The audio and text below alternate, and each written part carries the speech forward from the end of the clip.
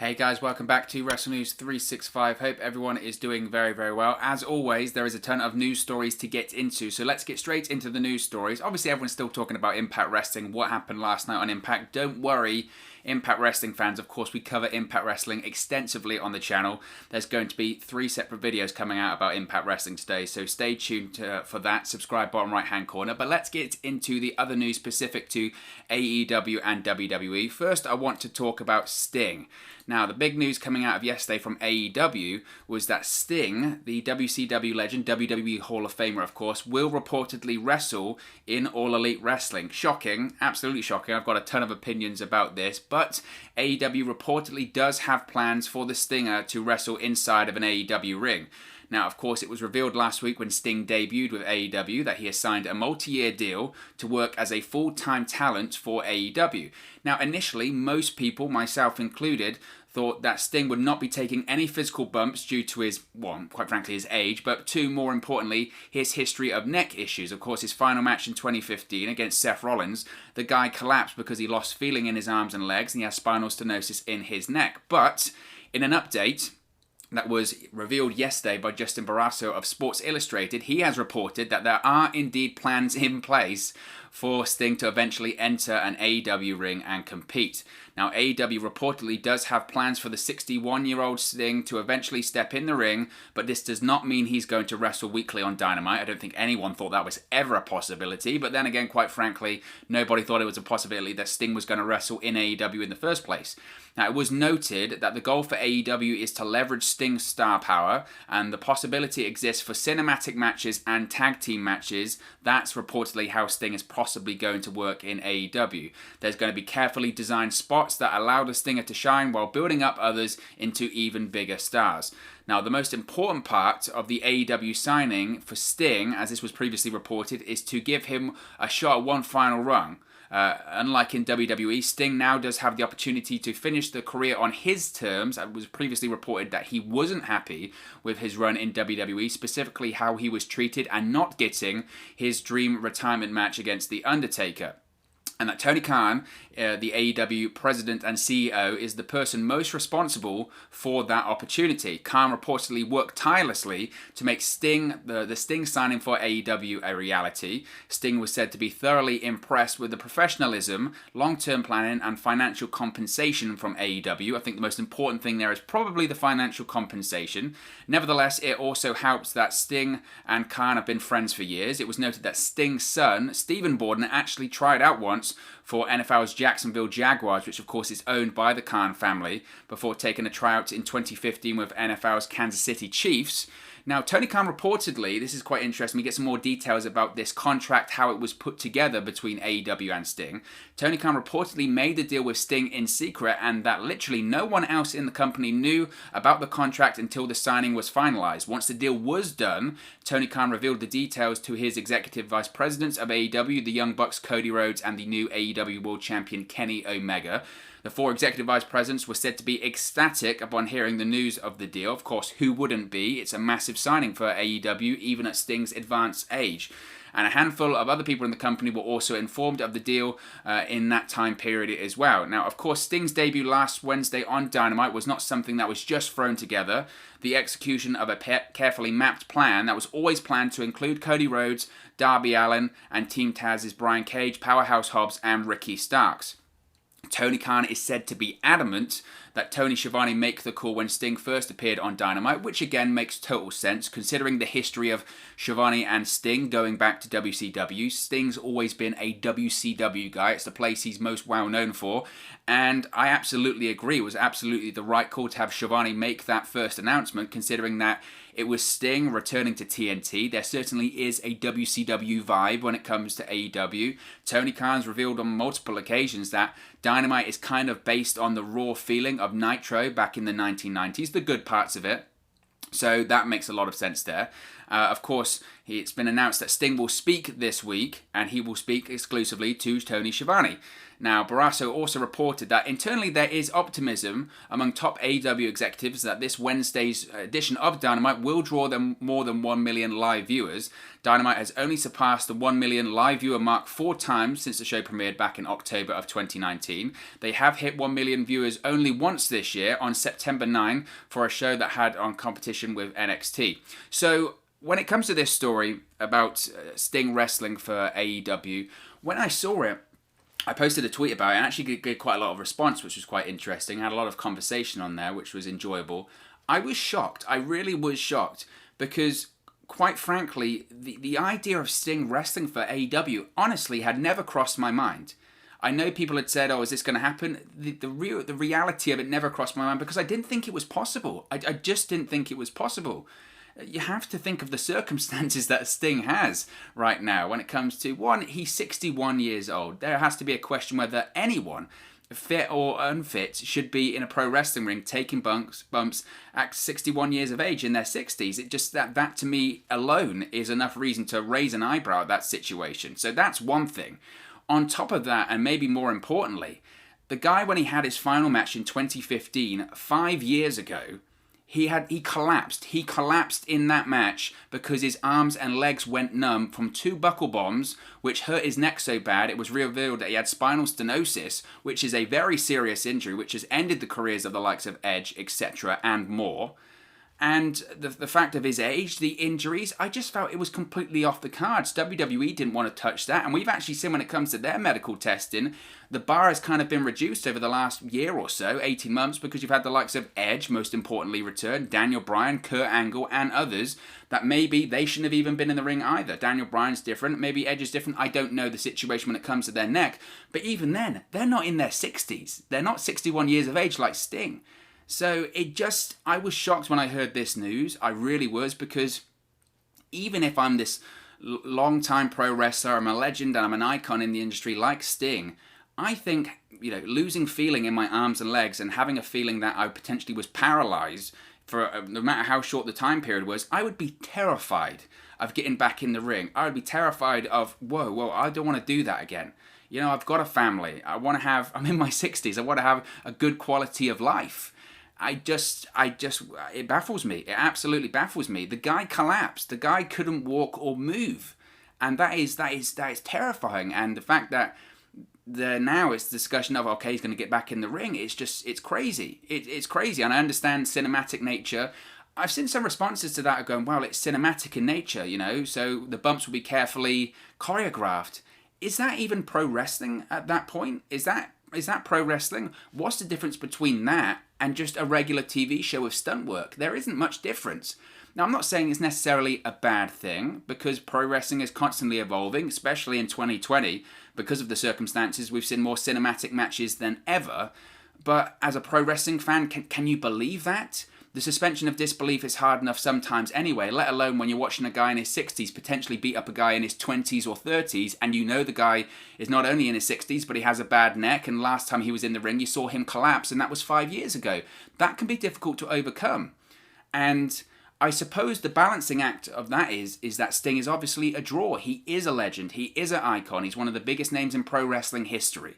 So the draw is there, and maybe that's really the reason that AEW are willing to forego that. Is just think of how big it could make AEW look, and think of how big we could potentially make some stars in this situation.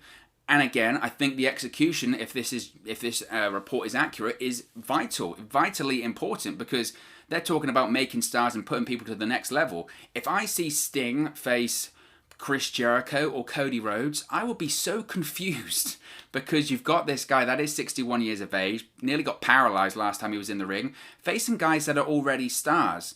I like the idea of him interacting with Darby Allin, having a cinematic match. That could work, maybe. Again, I don't even know about the bumps. It's madness that we're talking about this. Maybe a Powerhouse Hobbs, Ricky Starks, Brian Cage. Make stars. Don't try and do it with stars you've already got on the roster. That to me is just silly. And I think going back to the age thing, yes, Ric Flair is the example of the guy that took bumps into his 60s, but in one of his final matches, he didn't collapse because his arms and legs went numb and he couldn't feel them anymore because he had a bad neck. It just seems very, very surprising, and you have to question, yes, it's going to be hype and there is going to be a draw, no doubt, that Sting is getting back in the ring or just wrestling again. That, of course, is going to be an attraction, but you do have to question, do fans really want to see that much smoke and mirrors when it comes to a pro wrestling match? The cinematic matches are fun. I think the best cinematic match this year was The Undertaker versus AJ Styles in the Boneyard match, but you watch it, that match was physical. There were some real stiff bumps there. Sting isn't taking those bumps in that kind of match.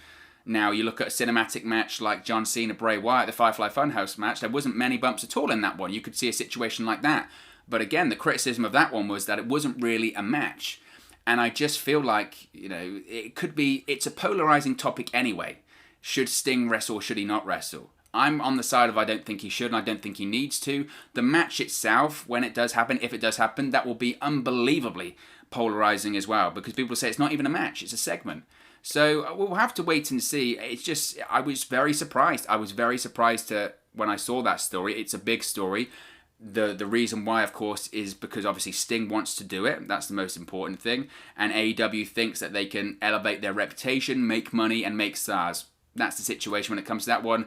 Again, I'm still not sure how I truly feel about it. I feel myself leaning to, that's not needed. It's just not needed. But, of course, we'll have to wait and see when it comes to that one. Let's go over to the WWE side of things and talk about WrestleMania, because it's been reported there could be some big match plans for WrestleMania next year. Now, WWE, when it comes to long-term planning, that is a phrase and just a concept that doesn't exist in WWE today. Long-term planning, they don't know what they're going to do tomorrow, let alone in several months at WrestleMania. Nevertheless, it's being reported that there are big plans for WrestleMania 37 next year. Of course, we don't know even where it's going to be at this point. It's meant to take place in California in SoFi Stadium, but it looks like there have been rumors that WWE's plan is to move WrestleMania 37 to Raymond James Stadium, the initial, easy for me to say, location of WrestleMania 36 in Tampa Bay, Florida. But we might have an update as to what the plans are for the big matches, the main event of WrestleMania 37 next year. Now, comes from a report by Wrestle Talk. They have learned that ideas are being thrown around in creative meetings for next year's show as we head closer and closer to 2021. According to this report, sources have told Louis Dangoor of Wrestle Talk that WWE is still unsurprisingly hoping to see The Rock return and face Roman Reigns at WrestleMania next year, although that is very much up in the air and a hypothetical right now for a variety of factors, including the current pandemic and, of course, The Rock's movie schedule. Now, there have been alternatives discussed in case The Rock isn't able to wrestle at the show. WWE is said to already be preparing other options to challenge Roman Reigns on the grandest stage of them all. Sources, according to this report, say that Big E and Daniel Bryan have been discussed for the match, admittedly at a very early stage. It has also been speculated that Raw's WWE champion Drew McIntyre has been brought up in meetings as a potential opponent for Roman Reigns at WrestleMania if The Rock isn't able to compete at the show. They said that executives in the company have been impressed with the work that Roman Reigns and Drew McIntyre did at the Survivor Series match last month between the two world champions. Now, of course, also, you can see Goldberg in that picture. Why have we put Goldberg there? Well, of course, WrestleMania 36 was set to see Goldberg defend the Universal Championship against Roman Reigns. But, of course, we know what happens there. Roman Reigns pulled out of the show due to issues and concerns with WWE's handling of the pandemic. It's also been discussed that this is another match WWE is considering as a backup for the show. Now, as I mentioned, I think WWE's first priority here is to hopefully have The Rock versus Roman Reigns. Will that match happen? If I would say at this point, I would probably say no, because I feel like we've heard this story 100 times, certainly several times over the last few years. The Rock has been tentatively scheduled for every WrestleMania at this point to have a match. He genuinely has. But for whatever reason, most of the time scheduling, he can't do it. He was scheduled to have a match at WrestleMania 30 against Brock Lesnar. He was scheduled to have a match at WrestleMania 31. He was scheduled to have a match against Triple H at WrestleMania 32. There was rumors about WrestleMania 34, him and Ronda Rousey facing Triple H and Stephanie McMahon. He has been rumored for every WrestleMania. WWE wants him for every WrestleMania.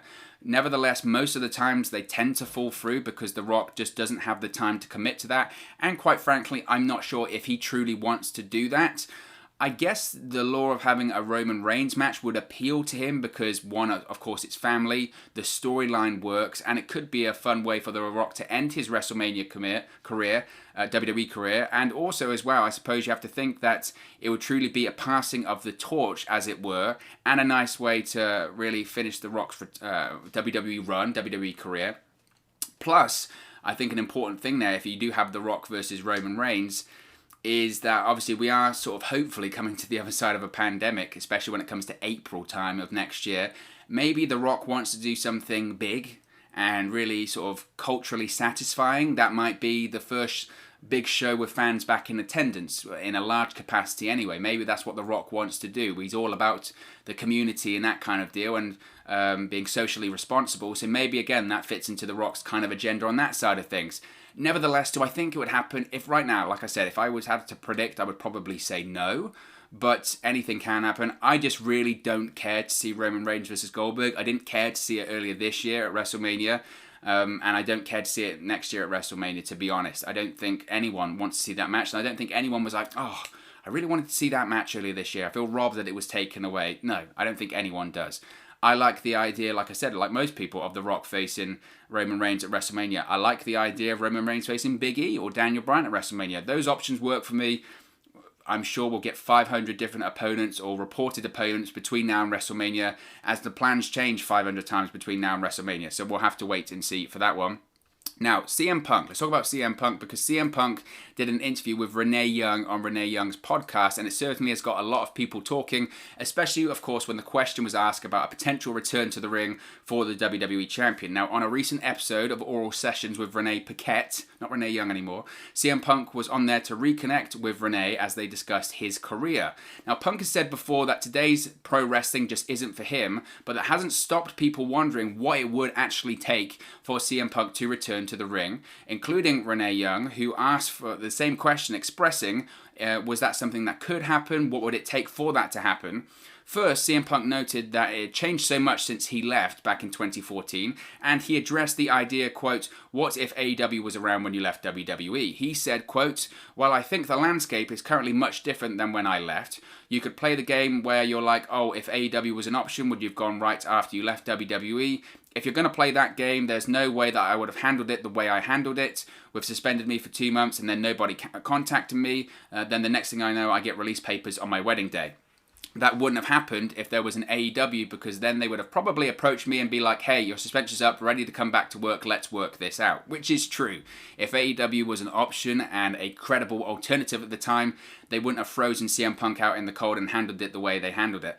I totally agree with him for that. If you listen to the way that he recounts things, he was open at the end of his sort of suspension after sort of WrestleMania of working this out and potentially coming back. He was very open to that. And then the way it was handled by WWE, it felt like there was a period of time where WWE wanted him back and then for whatever reason decided, nope, he's frozen out, he's done.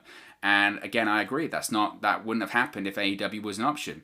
Now, Punk then answered the question by stating he would need a fun story to tell and, quote, the stupidest amount of money to return. He admitted that AEW would be more enticing only because there are more wrestlers that he hasn't faced in AEW than WWE. He said, quote, what would it take? Oh gosh, without wanting to insult anyone on either side of the fence, any WWE talent or AEW talent, it would take, above all, an interesting scenario, a story that would be fun to tell, and also just the stupidest amount of money.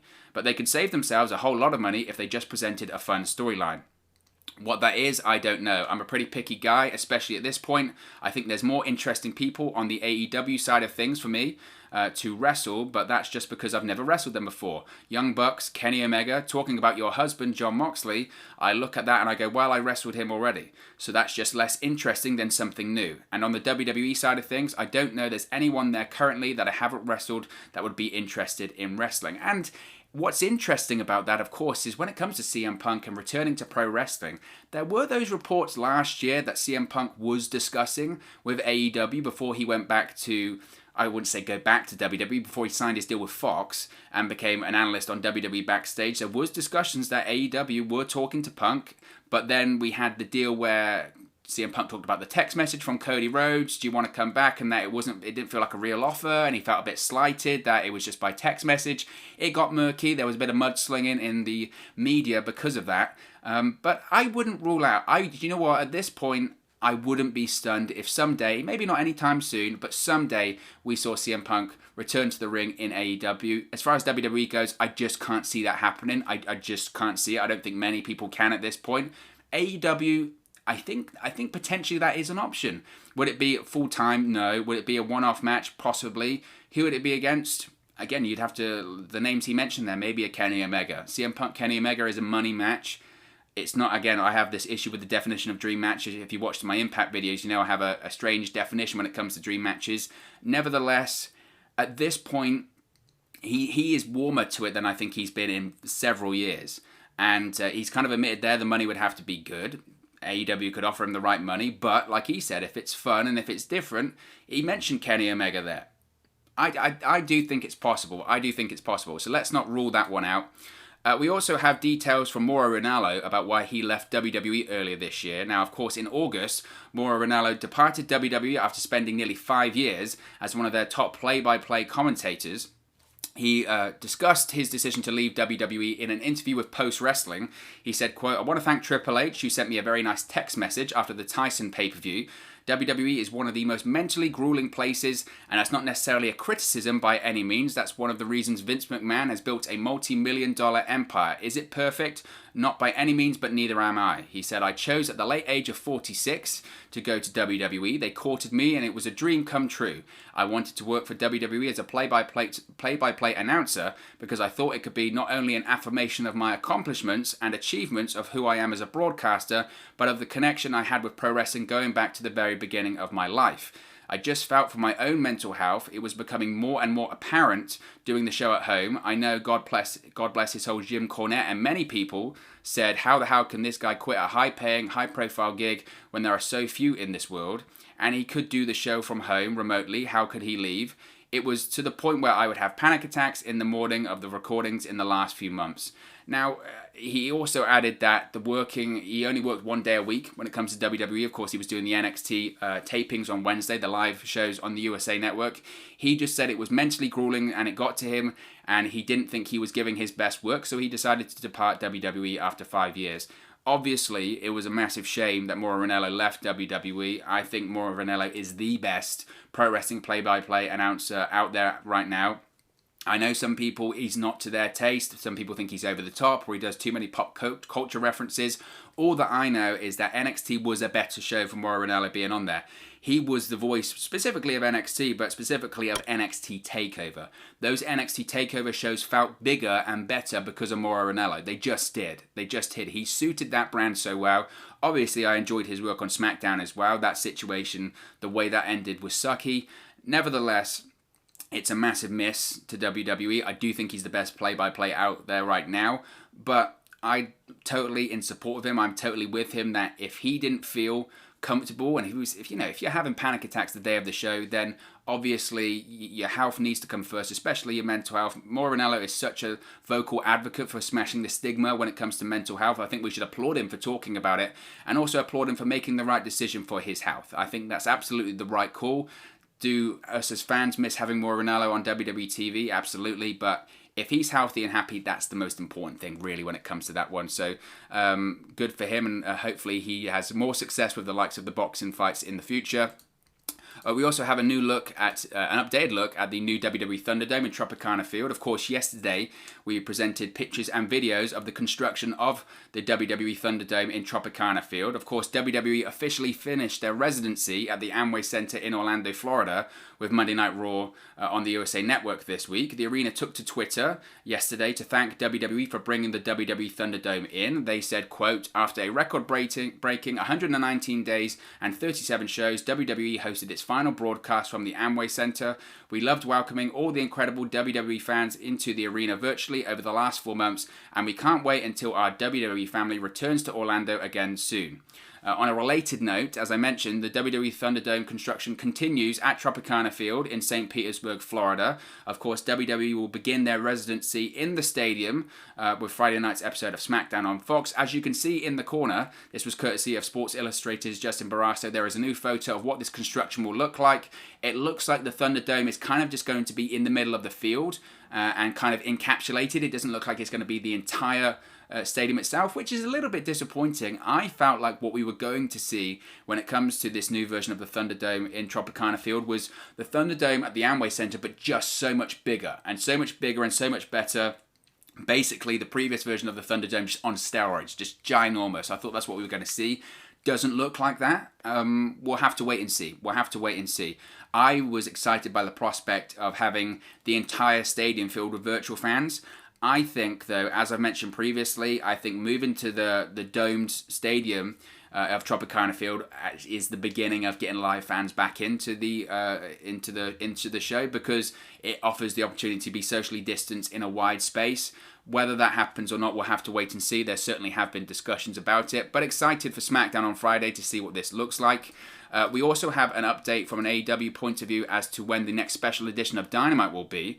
As it was noted previously here on the channel and on social media and everywhere, this week's episode of AEW Dynamite features a stacked lineup, which includes appearances and interviews with the likes of Sting and Shaquille O'Neal. Of course, Kenny Omega, the new AEW World Champion, and his appearance on Impact Wrestling last night. There's also a segment where Chris Jericho is going to decide the future of the Inner Circle, whether it should disband or not. But a lot of people are discussing when is the next big TV special edition of Dynamite going to take place after last week's Winter is Coming edition. Apparently, the payoff of these angles is likely to come during the December 30th episode of Dynamite, which is, quote, supposed to be a really big show, according to Dave Meltzer on Wrestling Observer Radio. So it looks like the end of the year is going to be almost like a kind of New Year's Eve style of show. I don't know what we're going to get in terms of a name, but I'm sure it'll probably be announced very soon, possibly even tonight on Dynamite. On a related note as well, NXT has also announced their next TV special. They've announced a New Year's Evil special, which will air on January 6th. This will be the first NXT episode to air in 2021. Given the title, the New Year's Evil title, I would probably speculate that involves the return of Karrion Kross. We'll have to wait and see with that. But what is most important is that these two TV specials are on separate weeks, so both shows should get the ratings that they desire in that one. Finally, we're going to talk about Keith Lee, because Keith Lee has just had a documentary released on the WWE Network. There's a WWE 24 that has been filmed about Keith Lee and is run in WWE to this date, starting in NXT and going all the way to his time currently on Monday Night Raw. And what I did want to talk about was an interesting segment on there where you see Vince McMahon's speech to Keith Lee after his debut match on Monday Night Raw back in August. Now, this is quite interesting. This is absolutely fascinating. Now, of course, Keith Lee, after a hugely successful year, first ever person to hold the NXT Championship and the NXT North American Championship at the same time, he made his debut on the main roster, debuting on Monday Night Raw on the night after SummerSlam. But in this WWE 24 documentary on Keith Lee, we can see a video of Vince McMahon, WWE Chairman, giving Keith Lee a passionate speech backstage after this match. This is what Vince McMahon said. There's clips online, so be sure to check it out on the network. He said, quote, "We're going to go places, but you gotta make me believe in you. We've got a whole global audience here now. It's a little bit different. Got to make some changes and be you." He also said, "Look at what I got here. I've got a hell of an athlete, hell of a performer, promo's good." Now, when I saw this video, some people viewed it as, oh, what a speech. Vince McMahon, what a great speech to Keith Lee. What a motivated speech. I looked at it and I just found it a complete affirmation of what we've been saying here on the channel about Vince McMahon's perception of NXT. You know, it's there. It's there in the quote. It says, "We've got a whole global audience here. It's a little bit different. Got to make some changes." That is the problem in a nutshell with WWE and NXT. That is the issue right there. He sees these NXT stars on Wednesday nights go, "We've got a global audience, pal, okay? That NXT stuff you do in the minor leagues, that's not going to fit with our audience on Raw and SmackDown." Now, is the audience different between NXT and Raw and SmackDown? Probably. I mean, it's bigger, so obviously it's going to be more slightly different. Do the changes really need to be made? Does someone from NXT come up with their character and then we go, oh, it's just not going to work. It's not going to work with these more people watching? Of course it isn't. Of course, why couldn't it work? Why couldn't Keith Lee, being Keith Lee in NXT, absolutely work on the main roster? He could. What doesn't work is all of these changes when it comes to ring gear, music, promo style, character. You got Riddle now being annoying on Raw, calling everyone bro 10 million times, like 5 million more times than he did in NXT, carrying around donuts. You've got Shinsuke Nakamura, you change his music. You've got Aleister Black wearing an eye patch and wearing tights, not even being used anymore. You've got all of these people, and it just... Why? You see Vince McMahon's rationale right there. We've got a whole global audience. We need to make changes. No, you don't. No, you don't. And the fact that you feel that you have to make changes says to me that this whole NXT Performance Center system doesn't work. Because the whole point is to get stars ready for Raw and SmackDown. If you feel the need that there have to be changes, that system isn't getting them ready for Raw or SmackDown. It isn't, because they're not being built in the eyes of Vince McMahon. Therefore, that system does not work. The purpose of NXT was always get stars ready for Raw or SmackDown. It doesn't work, because if you feel the need to make changes, by proxy, you are telling people that what you're doing in NXT doesn't work for Raw or SmackDown. Therefore, that whole system doesn't work. It's a ridiculous notion. I disagree with it. I think NXT stars can easily transition to the main roster if they were just left alone to be what got them over and successful in NXT. Nevertheless, Vince McMahon thinks, oh, the audience is much bigger, we have to make changes. It's just so frustrating, but it's an affirmation of what we've been saying here on the channel. So do I feel slightly justified? Maybe. Maybe. I don't know. I just found that incredibly frustrating. But of course, as always, this is just one man's opinion. What are your thoughts on the news stories presented today? Let me know your thoughts in the comment section below. I'll do my best to respond and reply to all of your comments. Really enjoy interacting with you guys, chatting about WWE, AEW, Impact Wrestling, NXT, all that fun stuff in pro wrestling land. So let me know your thoughts in the comment section below. Get involved with the community. We're growing a community here that's just about talking about pro wrestling and sharing opinions. No opinion is right or wrong, so be sure to get involved below. If you have enjoyed this video, please do smash a like on the like button. Really does help us out here on YouTube. Go up the rankings and get to people's recommendation feeds if they haven't seen our videos previously. But most importantly, if you haven't already, please do subscribe to Wrestle News 365. You can do that by clicking the bottom right hand corner of the screen right now, or if you wait a few seconds, there'll be a subscribe button at the end of this video along with another video for you to watch. Thank you very much for watching, listening, streaming, or however you come across this video today, and I'll speak to you again very, very soon. Hey guys, thank you for watching, listening, streaming, or however you come across this video today. Be sure to click on the video on the right there to watch our next video, or click the bottom there to subscribe, or the bottom right hand corner. Thank you very much, and I'll speak to you again very soon.